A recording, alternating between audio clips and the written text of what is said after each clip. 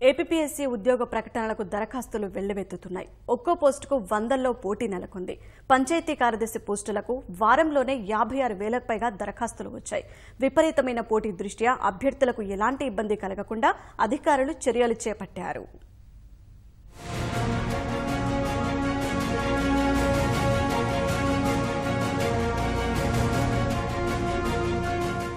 ప్రభుత్వ విభాగాల్లో ఖాళీగా ఉన్న 18,450 ఉద్యోగాల భర్తీకి ఆమోదం తెలుపుతూ సెప్టెంబర్ 19న ప్రభుత్వం ఉత్తర్వులు జారీ చేసింది. వీటిలో ఉపాధ్యాయులు, పోలీసులు మినహా మిగిలిన పోస్టులకు ఏపీఎస్సీ ద్వారా నియామకాలు జరపాలని ఆదేశాలు జారీ చేసింది. దీనివల్ల నవంబర్ నుంచి వరుసగా ఉద్యోగ ప్రకటనలు వస్తున్నాయి. ఇప్పటి వరకు 3,255 పోస్టుల భర్తీకి 21 నోటిఫికేషన్లు విడుదల చేసింది. గ్రూప్ 1, గ్రూప్ 2, గ్రూప్ 3 సహా వివిధ ప్రభుత్వ విభాగాల్లో పోస్టులు వీటిలో ఉన్నాయి.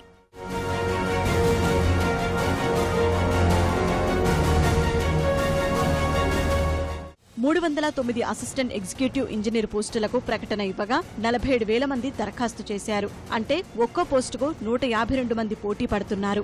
అటవీ శాఖలో 24 ఫారెస్ట్ రేంజ్ ఆఫీసర్ ఉద్యోగాలకు డిసెంబర్ 4న ప్రకటన రాగా వీటికి 16,130 మంది దరఖాస్తు చేశారు. ఒక్కో ఎఫ్ఆర్ఓ కొలువుకు 672 మంది పోటీ పడుతున్నారు. రవాణా శాఖలో 23 అసిస్టెంట్ మోటార్ వెహికల్ ఇన్స్పెక్టర్ పోస్టుల భర్తీకి 5,411 మంది దరఖాస్తు చేసుకున్నారు. ఒక్కో పోస్టుకు 235 మంది పోటీలో నిలిచారు. ఉద్యాన శాఖలో 39 హార్టికల్చర్ అధికారుల పోస్టులకు 1,307 మంది పోటీలో ఉన్నారు.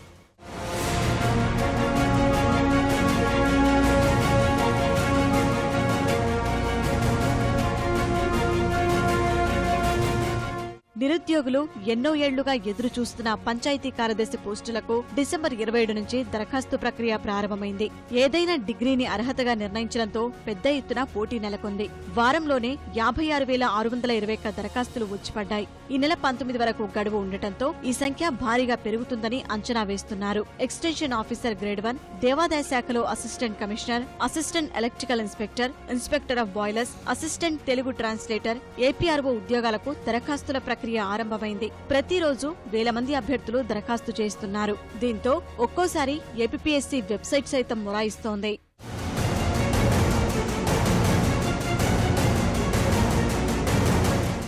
చాలా మంది అభ్యర్థులు ఏపీఎస్సీ వెబ్సైట్లో వ్యక్తిగత సమాచారం, విద్యార్హత వివరాలను ఓటీపీఆర్లో చాలా కాలం క్రితం నమోదు చేసుకున్నారు. ప్రస్తుతం అనేక మంది పాస్వర్డ్ మర్చిపోయారు.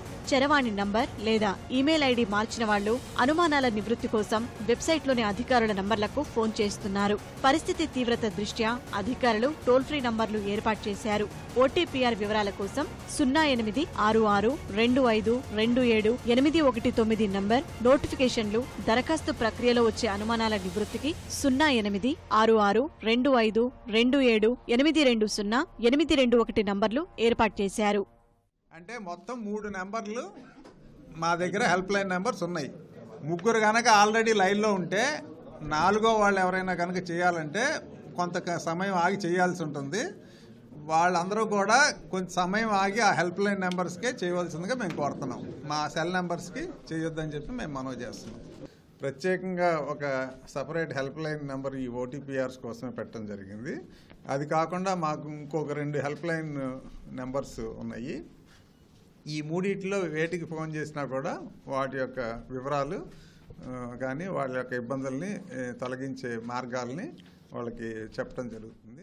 ఈ నెల 7 నుంచి గ్రూప్ 1, ఈ నెల 10 నుంచి గ్రూప్ 2 ఉద్యోగాలకు దరఖాస్తు ప్రక్రియ ప్రారంభం కానుంది. ప్రభుత్వ పాలిటెక్నిక్, డిగ్రీ కళాశాలలో లెక్చరర్లు సహా మరో 10 నోటిఫికేషన్లకు ఆన్లైన్లో దరఖాస్తు చేసుకునే తేదీలు దగ్గర పడుతున్నాయి. వీటికి భారీగా దరఖాస్తులు వస్తాయనే భావనతో సాంకేతిక సమస్యలు తలెత్తకుండా తగిన ఏర్పాట్లు చేశారు.